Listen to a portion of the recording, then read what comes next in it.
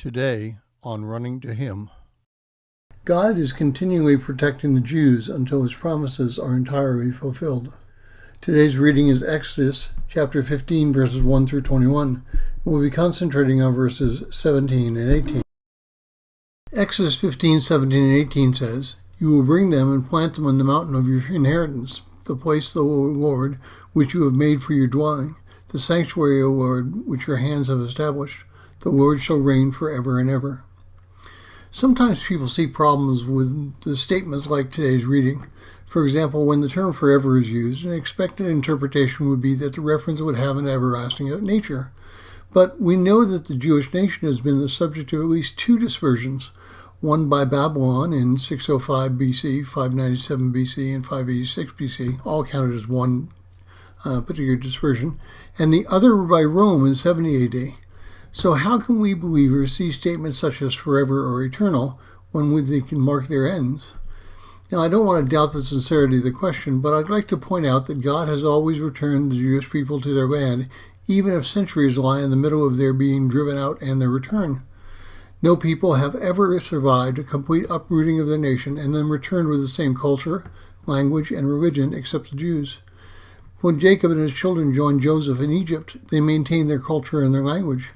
Even after 400 years, they were still a separate people, much to the chagrin of the Egyptians.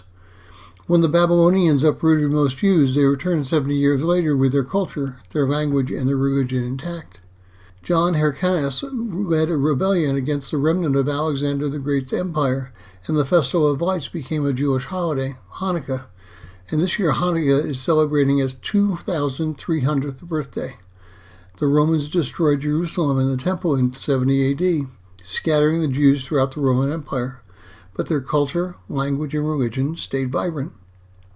Sadly, even the church has attempted to convert the Jews forcibly and slaughtered those who would not convert.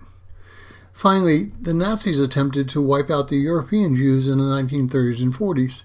They killed over 6 million Jews, but the German defeat in 1945 brought about the beginning of the modern state of Israel. Several wars were fought to wipe out that current nation, but Israel's enemies have been defeated. No matter what the world attempts to bring upon the Jews, they survive. There's only one reason for this phenomenon to happen: God is protecting them. In Romans chapter 9 and 11, Paul writes about the Jewish people. It's evident through Paul's writing and through John's writing the book of Revelation that Israel will reign until Christ's return, Revelation 7:4 and following. God kept his promise. Now, not the way we might have imagined, but he kept it nonetheless. The question then falls to us. What will we do about the Jewish people? Will we pray for them, support them, speak gently with them about their need for Christ? Or will we attempt to marginalize them and somehow place them in the waste bucket with the other nations of history? We as believers should cherish our Jewish friends. We should pray for them, show them that we believe in God's promises about them, and we should be gentle with them. We should be in the witnesses for Christ to help those living today into seeing their need for his offer of salvation. But if today's Israel is not the Israel of the last days, God kept his promises and will continue keeping them until they are fulfilled. Thank you for listening. We pray that today's devotion was meaningful to you. We would love to hear from you. You can use either Facebook or YouTube to like, subscribe, share, and tell others about us. If you would like to contact us, you can reach me at phineasjacobus@runningtohim.net.